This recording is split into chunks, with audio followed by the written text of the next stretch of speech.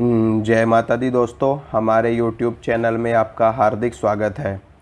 दोस्तों, मुझसे बहुत से लोग प्रश्न करते हैं, कमेंट में भी प्रश्न पूछते हैं और व्हाट्सएप पे भी प्रश्न पूछते हैं और मुझसे कहते हैं कि आप हमें बताओ कि हमें कैसे पता चलेगा कि हमारे ऊपर देवी देवताओं की कृपा है, या फिर जिस भी देवता की हम पूजा करते हैं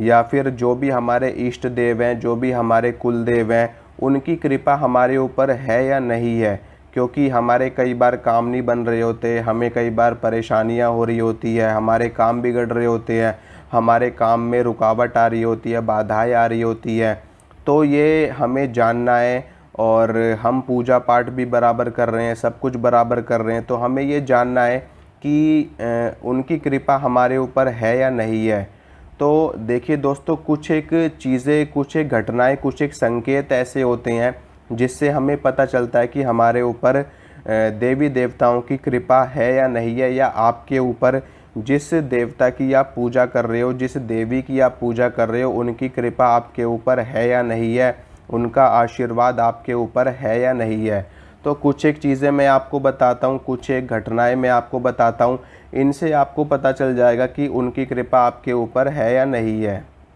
देखिए, होता क्या है कि जब हम किसी भी शक्ति की आराधना कर रहे होते हैं, किसी भी शक्ति की साधना कर रहे होते हैं, या हम नियमित रूप से किसी भी शक्ति को पूज रहे होते हैं, तो वो शक्ति अपना आभास हमको करवाने लगती है, अपनी कृपा का आभास, अपने आशीर्वाद का आभास हमें करवाने लगती है। और हर किसी को होता है, किसी को ज़्यादा होता है, किसी को कम होता है, लेकिन होता ज़रूर है। तो कुछ एक संकेत मैं आपको बताता हूँ जो शक्तियाँ हमें देती हैं, ठीक है, जो संकेत शक्तियाँ हमको देती हैं, जिससे हमें पता चल जाता है कि वो उनकी कृपा हमारे ऊपर है, ठीक है। जब आप अपने इष्ट देव के सामने आप धूप बत्ती जलाते हो, ठीक है, कई बार ऐसा होता है कि लोग ना धूप बत्ती जलाते हैं और उनकी धूप बत्ती जलती भी नहीं है सही से, ठीक है, और वो सिर्फ या तो आधी जलेगी, आधी जल के ही उनकी धूप बत्ती बंद हो जाती है, या वो जलाएंगे, जलने के थोड़ी देर बाद ही उनकी धूप बत्ती बंद हो जाती है। तो ये अच्छा नहीं माना जाता। अगर ऐसा है तो आप समझ जाना कि आपसे देवी देवता नाराज़ हैं, आपसे देवी देवता रुष्ट हैं, किसी न किसी बात को लेकर के हो सकता है कोई गलती आपसे हो रही हो। लेकिन अगर आपने जो धूप बत्ती जलाई है, वो धूप बत्ती अगर पूरी की पूरी शुरू से लेकर के एकदम एंड तक जल जाती है, बिल्कुल राख बन जाती है, उसमें कुछ भी नहीं बचता, तो आप समझ जाना कि आपके ऊपर आपके इष्ट देव की कृपा है, आपके इष्ट देव का आशीर्वाद आपके ऊपर बहुत ज़बरदस्त तरीके से है। भले से वो आपको सामने से ना हो, लेकिन अप्रत्यक्ष रूप से उनकी पूरी कृपा आपके ऊपर है, वो आपके साथ चल रहे हैं, उनका आशीर्वाद आपके ऊपर है। दूसरी चीज़, आप जब उनके सामने दीपक जलाओगे, चाहे वो तेल का दीपक जलाओ, चाहे वो देसी घी का दीपक जलाओ, अगर आप दीपक जलाते हो और दीपक की लौ में अगर आपको फूल दिखाई देता है, ठीक है, जैसे मान लो आपने दीपक जलाया और दीपक जलाने के थोड़ी देर बाद ही आपको फूल दिखाई दे दीपक की लौ में, थोड़ी देर बाद ही दीपक की लौ में आपको फूल दिखाई दे, तो आप समझ जाना कि आपके इष्ट देव आपसे बहुत ज़्यादा प्रसन्न है, बहुत ज़्यादा खुश है, और उनकी कृपा, उनका आशीर्वाद आपके ऊपर है। तीसरी चीज़ क्या होती है कि आपको अचानक से खुशबू आना। जैसे कई बार ऐसा होता है ना कि हम बैठे होते हैं कहीं पर भी, अपने घर में मान लो बैठे हैं, या अपने घर में लेटे हुए हैं, या फिर पूजा कर रहे हैं, या फिर साधना कर रहे हैं, या मंत्र का जाप कर रहे हैं, या अपने इष्ट देव के भजन सुन रहे हैं, या उनका यज्ञ कर रहे हैं, और ऐसे में करते करते एकदम से एक तीव्र सुगंध आने लगती है, ठीक है, खुशबू आने लगती है, किसी सेंट की, किसी इत्र की, किसी भी चीज़ की अच्छी सी खुशबू आने लगती है। तो अगर ऐसा है तो भी आप समझ जाना कि आपके इष्ट देव आपके आसपास ही है, और वो आपकी बातों को सुन रहे हैं, उनकी कृपा आपके ऊपर है, उनका आशीर्वाद आपके ऊपर है। इसके अलावा कई बार हमें ध्वनियाँ सुनाई देती है, हम उसके ऊपर भी गौर नहीं करते, लेकिन ऐसी ध्वनियाँ हमको सुनाई देती हैं जब हम पूजा कर रहे होते हैं, पाठ कर रहे होते हैं, मंत्र का जाप कर रहे होते हैं, साधनाएँ कर रहे होते हैं, या फिर हमें स्वप्न में या फिर हमें स्वप्न में जैसे कि घंटियों की आवाज़ आना, ठीक है, और ढोल नगाड़ों की आवाज़ आना, अनहत नाद का सुनाई देना, नाद स्वर का सुनाई देना, इसके अलावा शंख की ध्वनि आना, अगर इस तरह की ध्वनियाँ भी आपको सुनाई देती है तो भी आपके इष्ट देव की कृपा, आपके भगवान की कृपा, आपके देवता की, आपकी देवी की कृपा आपके ऊपर हो रही है, ठीक है। इसके अलावा और भी बहुत सारी चीज़ें होती हैं जिससे हमें पता चलता है, जैसे कि कई बार हम किसी अनजान जगह जा रहे होते हैं और हम रास्ता भटक जाते हैं, ठीक है। मान लो आप कहीं भी जा रहे हो, किसी अनजान जगह जा रहे हो, जो जिस जगह आप पहली बार जा रहे हो वहाँ के बारे में आपको कुछ भी नहीं पता और वो आपके लिए पूरी तरह अनजान है। आप वहाँ पर जा रहे हो और आप रास्ता भटक गए अचानक से, मतलब आसपास कोई भी व्यक्ति नहीं है, ना बंदा है, ना कोई बंदे की जात है, ना कुछ भी है, कोई भी नहीं दिखाई दे रहा दूर दूर तक, ठीक है। अचानक से कोई व्यक्ति दिखाई दे जाए आपको, किसी साधु के रूप में आपको दिखाई दे जाए, कोई व्यक्ति किसी सज्जन के रूप में आपको दिखाई दे जाए और वो अपने आप आपके पास आए, अपने आप आपके पास आए, ना कि आप उसके पास जाओ, वो अपने आप आपके पास आए और आपको रास्ता बताए, कि आपसे पूछे कि आपको क्या समस्या, आपको कहाँ जाना है। तो अगर ऐसा भी आपके साथ हो रहा है तो वो समझो कि वो आपके या तो इष्ट देव खुद हैं आपके, या फिर उन्हीं की भेजी हुई कोई शक्ति है जो आपको आपका मार्ग बताने आई है, आपको आपके मार्ग पर वापस भेजने के लिए आई है। इसके अलावा और भी चीज़ें होती हैं, जैसे कि कई बार हमारे घर में, आपके परिवार में कोई बड़े फंक्शन हो रहे होते हैं, कोई किसी की शादी ब्याह है, बेटे की शादी है, बेटी की शादी है और आप बहुत सारी मुसीबतों में फंसे हुए हो। शादी करने के लिए आपके पास पैसा नहीं है, आपके पास धन नहीं है, आप किसी न किसी संकट में फंसे हुए हो और आप अपने इष्ट देव का स्मरण कर रहे हो, ठीक है, कि हमें इस संकट से निकालो। और जैसे ही आप अपने इष्ट देव का स्मरण करो वैसे ही आपको कोई ना कोई शुभ समाचार मिल जाए, अचानक से कोई ना कोई आपको अचानक से शुभ समाचार मिल जाए अपने इष्ट देव का ध्यान करते ही, अपने इष्ट देव का स्मरण करते ही, तो ये भी बहुत बड़ा संकेत होता है कि आपके ऊपर उनकी कृपा है, उनका आशीर्वाद है। इसके अलावा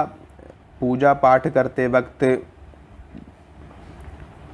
इसके अलावा पूजा पाठ करते वक्त, मंत्र का जाप करते वक्त, साधना करते वक्त हमारे शरीर में वाइब्रेशन का होना, हमारे हाथों में कई बार ऐसा होता है ना कि जब हम पूजा कर रहे होते हैं, जब हम साधना कर रहे होते हैं या फिर मंत्र का जाप कर रहे होते हैं तो हमारे हाथ में ना झुनझुनी सी होने लगती है, हाथों में झुनझुनी होने लगती है, वाइब्रेशन होने लगती है और हमारे शरीर में, पूरे शरीर में सेंसेशन होने लगती है, जैसे कि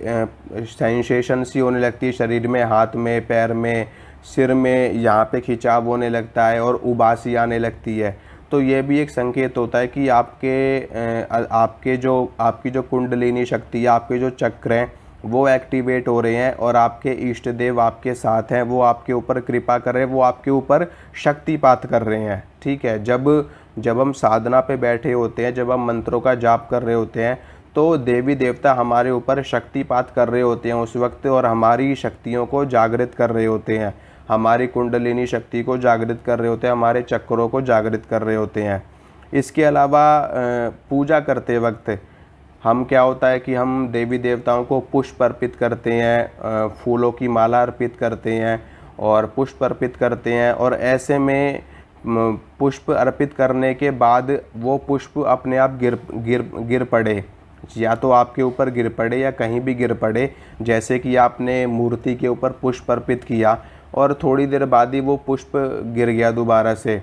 तो ये भी एक बहुत ही अच्छा संकेत होता है। इससे भी पता चलता है कि देवी देवताओं की अपार कृपा आपके ऊपर है और वो, उनकी शक्ति आपके साथ है, उनकी शक्ति आपके साथ काम कर रही है और वो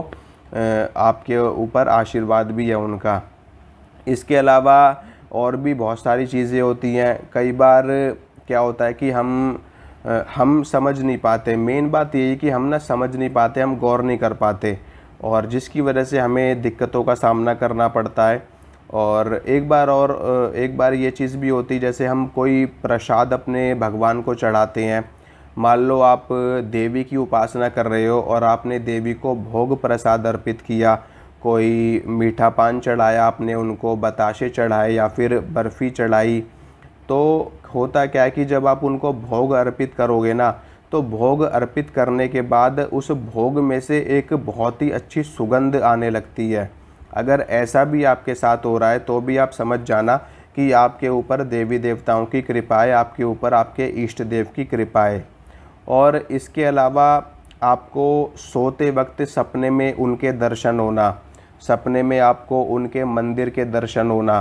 सपने में आपको शंख दिखाई देना, सपने में आपको नाथों के दर्शन होना, सपने में आपको अपने गुरु के दर्शन होना, सपने में आपको अपने इष्ट देव के दर्शन होना, ये सारे लक्षण होते हैं जिससे आपको ये पता चल जाना चाहिए, आपको विश्वास हो जाना चाहिए कि आपके ऊपर आपके इष्ट देव की, आपके कुल देवता की कृपा है। ठीक है। और बहुत सारी चीज़ें होती हैं, बहुत सारे संकेत होते हैं। कुछ संकेत तो सिर्फ आप लोग ही जानते होंगे, क्योंकि हर व्यक्ति के साथ में अलग अलग घटनाएं होती हैं। कई लोगों के साथ तो इतनी प्रत्यक्ष घटनाएं हो जाती है ना कि अगर वो किसी को बताएं तो लोग विश्वास भी ना करें।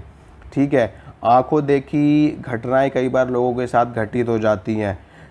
लोग रास्ते में चल रहे होते हैं और एकदम से पूरा का पूरा माहौल का माहौल ही बदल जाता है। एकदम से ऐसे लगेगा जैसे कोई दूसरी दुनिया में आ गए, दूसरे लोक में प्रवेश कर गए, और वहाँ का वातावरण ही अलग है। चारों तरफ फूल ही फूल हैं, चारों तरफ सुगंध ही सुगंध है, और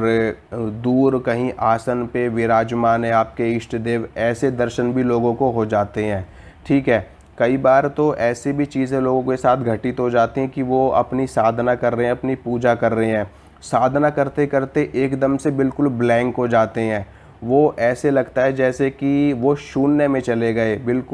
बिल्कुल अकेलापन, बिल्कुल ब्लैंक हो जाएंगे। ऐसे लगेगा जैसे कि हम पता नहीं कितने महीनों से पूजा करने के लिए बैठे हुए हैं, मतलब कि एकदम ब्लैंक हो जाएंगे। उनको पता नहीं चलेगा जैसे उन्होंने अपना शरीर ही छोड़ दिया, उनका जैसे सूक्ष्म शरीर ही बाहर आ गया। और कई बार तो जैसे कि दीपक की लौ जलाई, दीपक की लौ इतनी ऊंची हो जाएगी, इतनी बड़ी हो जाएगी, और दीपक की लौ का रंग बदल जाता है। कई बार ऐसी भी घटनाएं लोगों के साथ घटित होती हैं। और जब आप अपने इष्ट देव की पूजा कर रहे होते हो, मान लो मूर्ति में कर रहे हो या किसी फ़ोटो में कर रहे हो, और एकदम से जिस फ़ोटो में या जिस मूर्ति की आप पूजा कर रहे हो उस मूर्ति का स्वरूप ही बदल जाता है।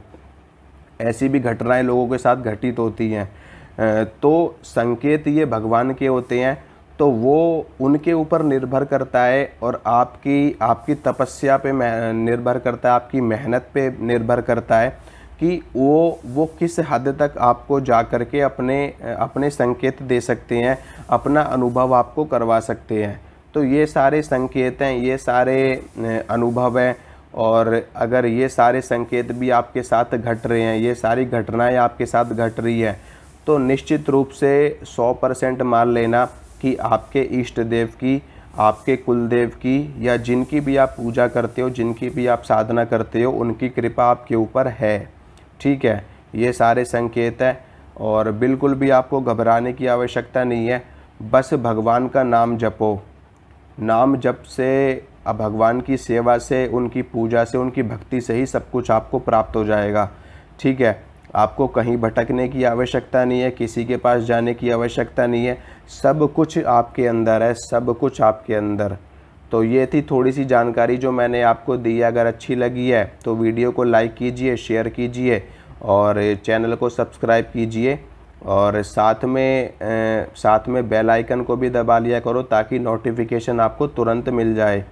और मिलूँगा दोस्तों अब अगली वीडियो में आपसे। जय माता दी।